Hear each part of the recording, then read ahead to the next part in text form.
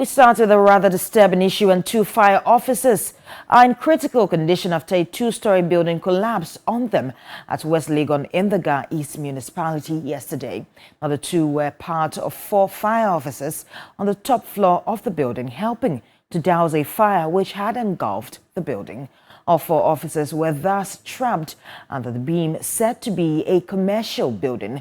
Public Relations Officer for the Ghana National Fire Service, ADO1 Alex Kingnati, said the cause of the fire is immediately not known and the affected officers are receiving treatment.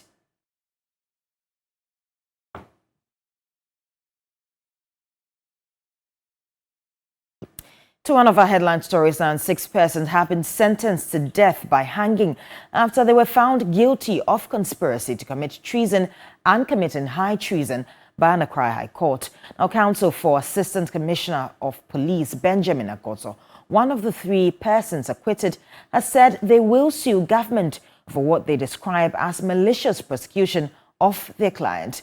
Lord Eduasari reports. After a 3.5 reading of the judgment, a 3-member panel of justices led by Ifeasewa Asare-Botry convicted 6 of the alleged coup plotters for counts of conspiracy to commit high treason and committing high treason.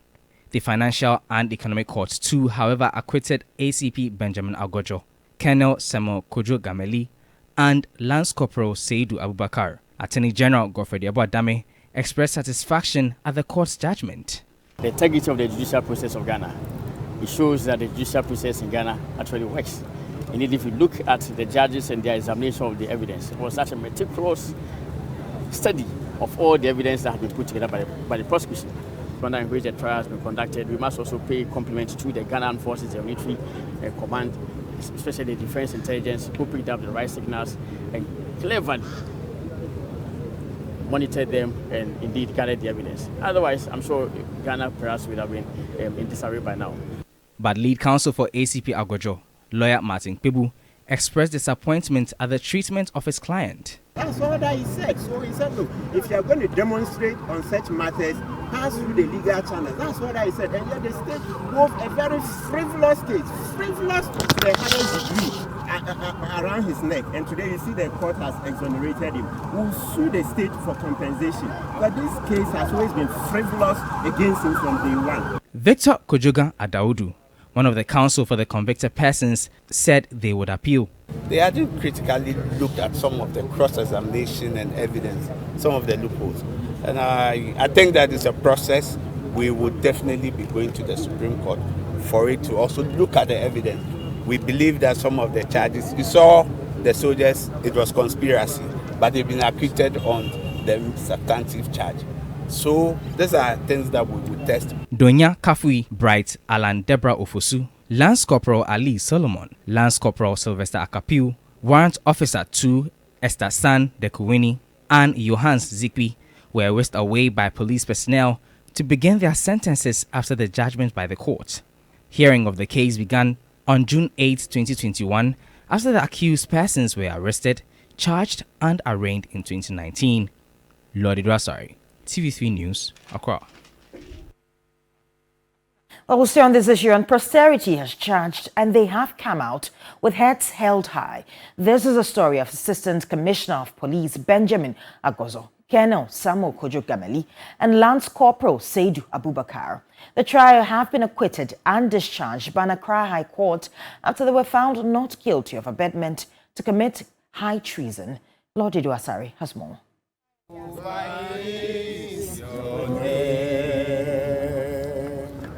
Jehovah is your name. ACP Benjamin Agojo maintains he was confident from day one because he knew he was innocent. From the beginning, I knew that is how it's going to end today. I didn't know when it was going to end, but I knew how it was going to end. It's like watching a movie, a replay with somebody.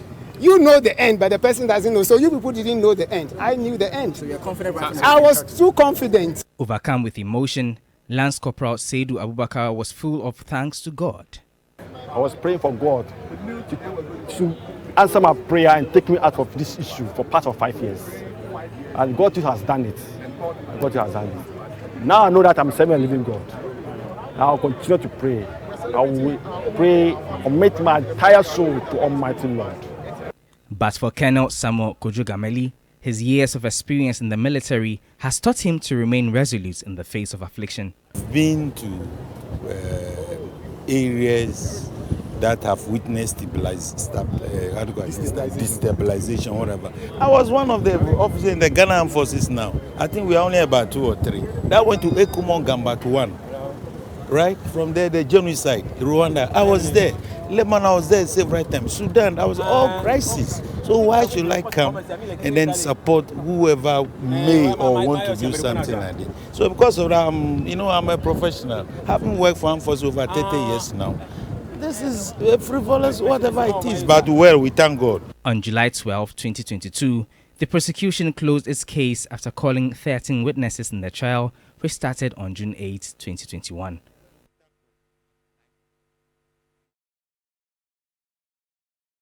Meanwhile, human rights lawyer and MP for Medina constituency, Francis Xavier Susu, says although the death penalty has been abolished by Ghana's parliament, conspiracy to commit high treason and committing high treason are the only crimes punishable by the death penalty. He spoke to us yesterday on News 360 as, this particular issue was said in court.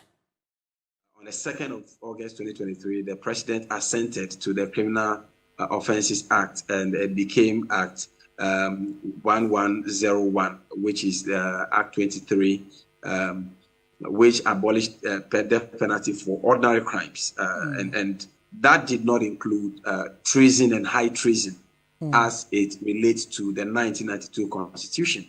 So the punishment of treason and high treason in Article 3 of the Constitution is death by hanging. And so, unfortunately, for these accused persons who were convicted today, that provision has not yet been amended by Parliament. And in fact, it is one of those entrenched provisions that require a constitutional review. So, in 2010, 2011, the Constitutional Review Commission actually recommended that the provisions in Article 3 of the Constitution be replaced by life sentence. And that recommendation was accepted by government white paper in, I think, 2012. Unfortunately, nothing has been done about the Constitution. So the amendments relate to Act 29 and the Armed Forces Act, but did not relate to the Constitution. On to some more stories, and President Akufo-Addo has appointed the Chief of Army Staff, Major General Thomas Opompepra, as the Chief of Defense Staff, effective Thursday, 1st February 2024. This appointment has been made in consultation with the Council of State. The current Chief of Defense Staff, Vice Admiral Seth Amwama, is due for retirement on Thursday, February 1, 2024. The President expressed his gratitude for him for his devoted and meritorious service to the Ghana Armed Forces and to the nation. Now, the President has also appointed Major General Bismarck Kwesi Anwa as Chief of Army Staff in succession to Major General Thomas Opompepra with effect from Thursday, 1st February 2024.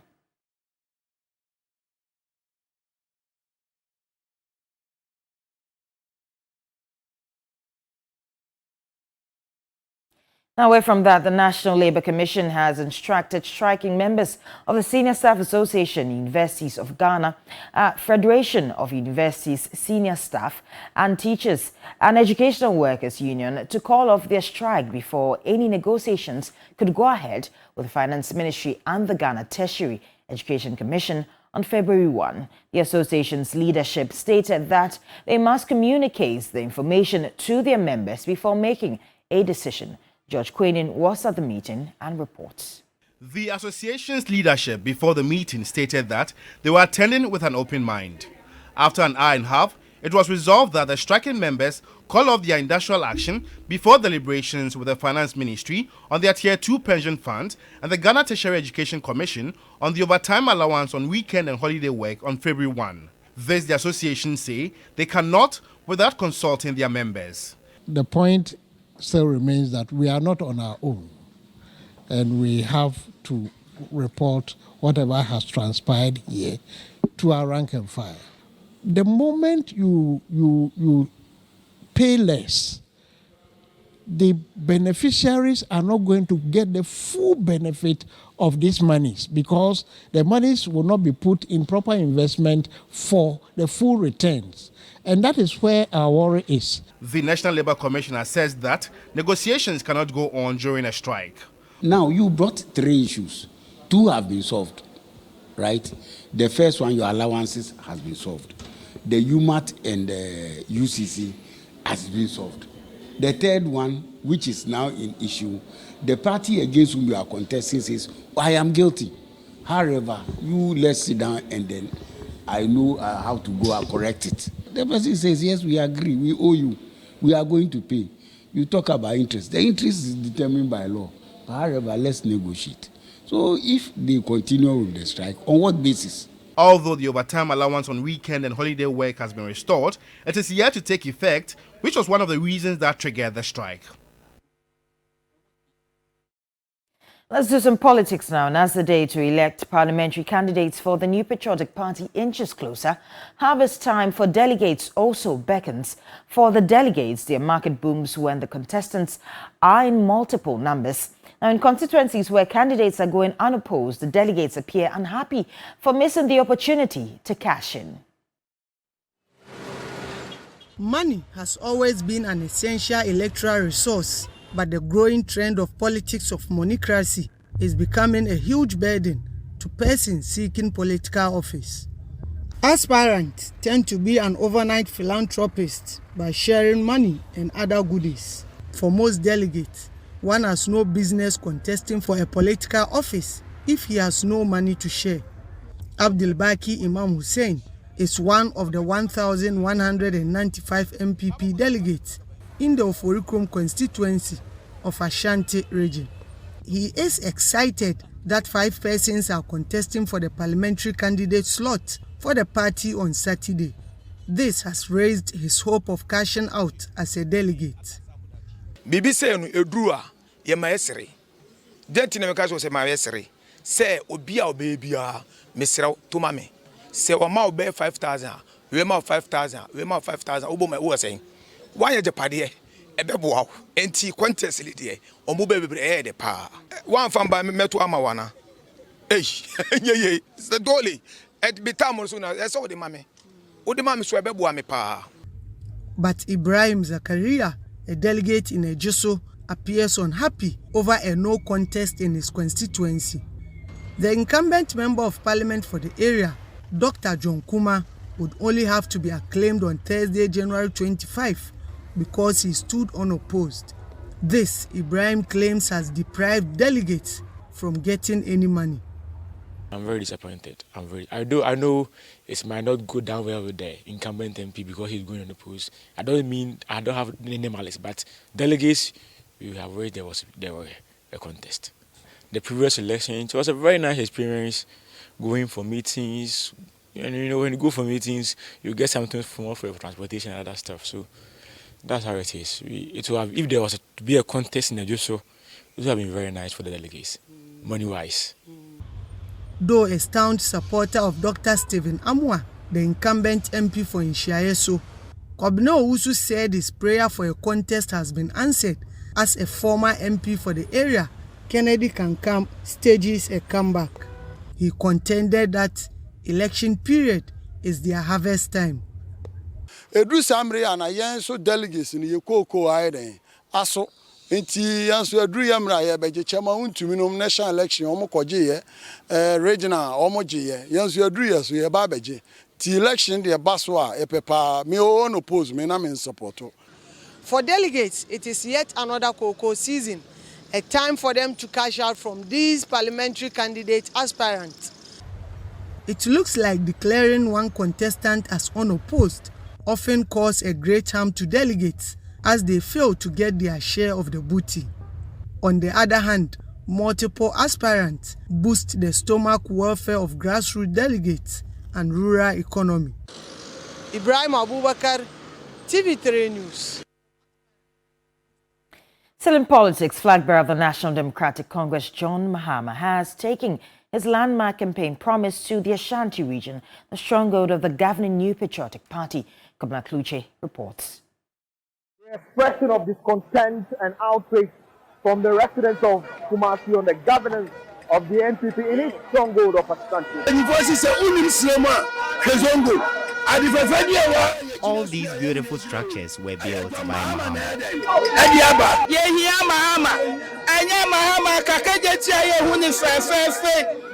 We need Mahama. If not Mahama, we wouldn't have envisioned the KJTR market. We have to work together and not relax. And we shouldn't say Mahama has The Ashanti region has been unrepentant to the NPP, but the NDC is pushing to increase its votes in the 2024 election. John Mahama, as part of the 24-hour walk in the Building Ghana Tour, walks the streets of its signature KJTR market project. With thousands pouring out on the streets, the call for change was heightened. I will want to repeat Nana Akufo-Addo's words when he was then candidate Akufo-Addo. Submission, and they have tasted the NDC, they have now tasted the NPP. They ought to know the difference. And you can tell that everybody now knows that Mr. Mahama is for the people. The NPP is only for themselves. And even in terms of for themselves, it is only for Akufo-Addo's family and friends immediately. There are many other members of the NPP who are not a part of this family and friends administration.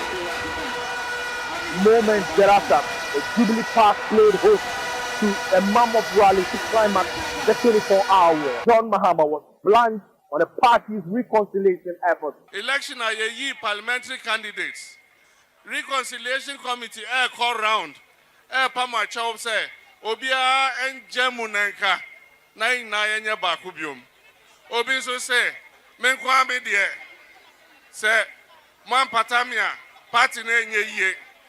Say, Man Besomisa, say, Man Be Papa me nine, party name ye. Na me catch us any pano. Say, NDC Ketekeno, a two. NDC Ketekeno, a two. And I'm quite so. One time amber fra. It took a swipe by the president over his incessant comments lately on the development of the nation. When he was confronted by the people of Ekumfi about the unfinished projects, he emphasized that the projects were halted because his representative was changed. I don't think these utterances were right as a president. Oman penyi kasasa. 2 minutes after no omo. Omo kasa omo nimse omo ko. Enti adani omo akasa. John Mahama later visited the church of the Ebenezer Worship Center. Kamala Kluche, TV3 News, Kumasi. Now, away from politics, tertiary student applicants of the Students' Loan Trust Fund are bearing the brunt of the non-repayment by beneficiaries. The Students' Loan Trust Fund has incurred arrears of about 53 million cedis for the second semester of 2023. Here's a report. It's almost as if it's the norm for payment of student loans to delay across various universities in Ghana. And over the years, it's become even worse. We've gotten to a point where someone applies to the student loan and then at the end of the academic year, they are yet to receive disbursements.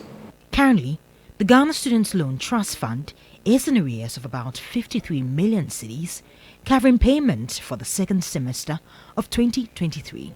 And with the start of the new academic year, the fate of the newly admitted students hangs in the balance. The issue spans way beyond the trust fund itself. In fact, the main problem has to do with its funders.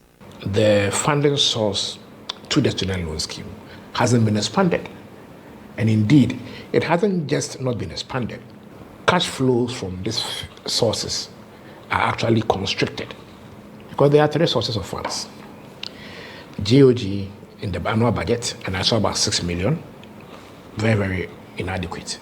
And then the communication service tax. Findings by the Africa Education Watch reveal that in 2023, a paltry amount of 3 million cedis was allocated by the Bank of Ghana to the Students' Loan Trust Fund. This is despite the need for over 110 million cedis by the fund for disbursement. With feeders contributing inadequate funds and difficulties in retrieving loans paid to students in previous years, the arrears are no doubt inevitable. The effects palpable especially for continuing students.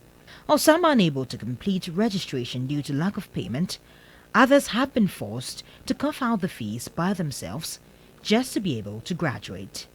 Shahid Adamte is a 24-year-old level 400 student. A beneficiary of the student loan himself, he's had to over the years come up with ways and means to settle his fees for fear of not being able to graduate. So I quite remember I'm level 200, a friend paid my whole fees for me. I didn't tell my friends that I'm on student loan. The moment you tell the person that you're expecting money from them, they'll be like, then wait. It's sometimes embarrassing. In the midst of the uncertainty, however, Shahid has other problems with the amount of money disbursed by the fund. Averagely, the Students' Loan Trust Fund pays between 900 and 2,000 cedis to its beneficiaries, which only amounts to about 15% of the actual amount needed to cover tertiary education. Shahid says this amount is woefully inadequate. It's not enough for me because considering my academic fees and residential fees, I'm paying around 3,500 and I'm getting an amount of 950. It cannot allow me to do my academic registration as well as my residential registration. Tracy Owusu, also a beneficiary, is facing a similar situation. She's had to oftentimes rely on the proceeds she makes from her business to cater for her fees. They should come into the student aid because most of us are working and schooling at the same time, and it's not all the time that we have money on us. I'm an entrepreneur myself, so I had some money on me, and yeah, I'm able to make some half payment to the ones I've taken already. Then when I get more, I can clear the rest and take another one. President of the National Union of Ghanaian Students, Daniel Apontreme, is calling on government to live up to the standard. If we want the country to be put up there, then we should be intentional about putting a lot of resources into our educational sector, and uncapping GET fund is one of the key things, or increasing the budget allocation to this particular fund. Until something urgent is done to salvage the situation, students will remain at the receiving end of the continuous delays.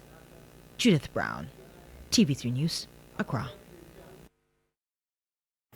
And that's our wrap up of 6 a.m. news right here on TV3. My name is Judith Brown. We'll go for a short break. We'll be back with the rest of New Day. Good morning.